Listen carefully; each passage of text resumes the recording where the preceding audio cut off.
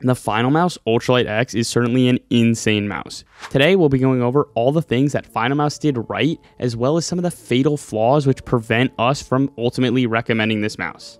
For reference, in this section, my hands are around 18 by 10 centimeters and Eric's are around 18.5 by 10 centimeters. The ULX Lion has the same shape as the Starlight 12 Medium. The sides of this mouse are relatively flat with a slight taper towards the middle. The small back flare is not intrusive, but does allow for a fairly comfortable aggressive claw grip with bracing your fingers against it.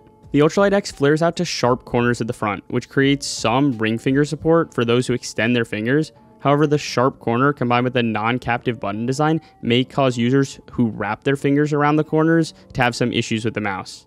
This is my personal biggest gripe with the mouse, just based on how I like to hold mice. In terms of the comfort grooves, Finalmouse did them pretty well on this mouse. They are fairly wide and deep without being too restrictive and forcing you to hold the mouse in any one specific way, while still giving you more control and grip on that button. The low hump on the ULX allows for a great deal of flexibility for in-hand micro adjustments. However, it does make the mouse feel a bit less stable for those who are looking for more palm contact. For those who claw grip, the hump does offer some support. If you like to rest your palm at the top of the mouse, the hump will contact the center of your palm. However, if you like to angle your hand a bit more back, I find that the hump mostly hits the sides of your palm and kind of gets pinched in between that. Honestly, I just wouldn't really recommend this for palm grip, as the top shell of this mouse is pretty wide and pushes your ring and pinky knuckles outward, making it harder to rest your fingers comfortably against the mouse. Despite this being advertised as the medium variant of the ULX, it feels a bit smaller than other generally considered medium-sized mice, like the Razer Viper V2 Pro and the Logitech G Pro X Superlight.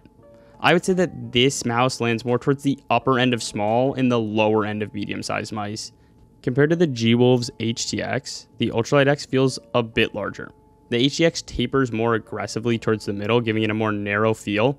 Also, the hump of the HTX is more bulbous and pushes further into your palm, creating more support for a claw grip, but also is a bit more restricting of micro adjustments in your hand. In terms of the front corners of these two mice, the Ultralight X, as we said, has that very sharp pointed corner, whereas the HTX has a more well-rounded front flare, which I would say is a lot more safe, as it allows for a comfortable grip for both people who wrap their fingers around that front corner or just extend more forwards on the mouse without going around the corner. In general, the Ultralight X has a pretty good and relatively safe shape that I would recommend the most for aggressive claw for those with 16.5 by 9 to 21 by 11 centimeter hands.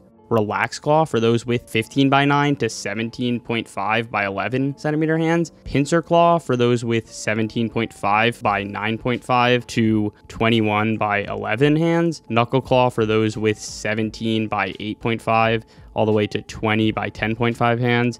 And any kind of fingertip for those with larger hands than 18 by 10 centimeters. Performance-wise, the Ultralight X truly shines. In terms of motion latency, the ULX is the fastest wireless mouse that we have tested. At 1000 Hz, it's only 0.2 milliseconds slower than a wired ZA13C. And at 4000 Hz, it's 0.6 milliseconds faster than the Zowie ZA13C. Out of all the wireless mice on the market that we've tested, only the Logitech G Pro Superlight 2 on its latest firmware can even come close to matching the Ultralight X, with the GPX being slightly faster at 1000 Hz and slightly slower at 4000 Hz. Additionally, the polling stability and motion sync looked really good on all available polling rates. Unfortunately, we will not be able to provide our own numbers for click latency, as we've had a little bit of issues setting up our XLAT, and the click latency on the Ultralight X is too low for us to be able to test it with our previous method of bump testing. However, other independent testers using both the XLAT and the LDAT have found the Ultralight X to be the fastest wireless mouse in terms of click latency on all polling rates. Finalmouse claims that you will only need to charge the mouse once every 2 months on average. While 2 months is almost certainly an overestimate, based on our testing, the battery appears to last through roughly 3 weeks of heavy use at 1000 Hz and around a week of heavy use at 4000 Hz polling, which is vastly superior to almost any other rechargeable wireless mice that we've tried, and likely is only matched by the Logitech G Pro Superlight 2.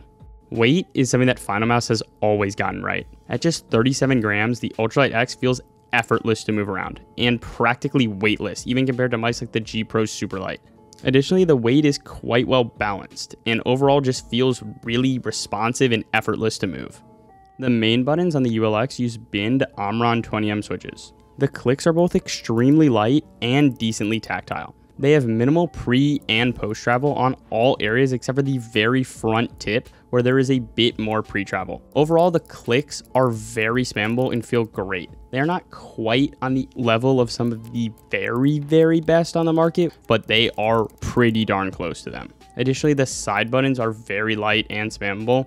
Although not the most tactile, they are really good and some of the best feeling on the market. The scroll wheel is a bit weird. Its non-grippy metal finish makes it a bit harder to comfortably scroll compared to a more conventional rubberized scroll wheel. And the steps are somewhat ratchety sounding, and you can definitely feel those steps while scrolling. However, due to the somewhat loose tensioning, it's not the easiest to control. This scroll wheel is certainly usable, but it's far from my favorite scroll wheel implementation on a mouse. In terms of the scroll click, that is quite well implemented. It should be quite easy to spam for those who need, and it's just overall a quite nice button to press. The coating on the buttons has a nice matte finish and handles sweat well. However, the coating on the rest of the mouse feels a bit lackluster, as it feels a lot smoother and more plasticky, and also can get quite slippery with sweat. The stock skates on this mouse are relatively small, fairly smooth, and quite fast. These are quite good overall and don't really need to be replaced with any aftermarket skates unless you really want something exotic.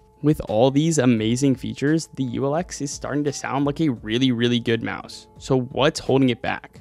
Well, as always with Finalmouse, it's the build quality. We delayed our review to send the mouse back for repair just to see how effective this repair process was, and to their credit, Finalmouse returned us a unit within just 3 weeks, all completely free of charge.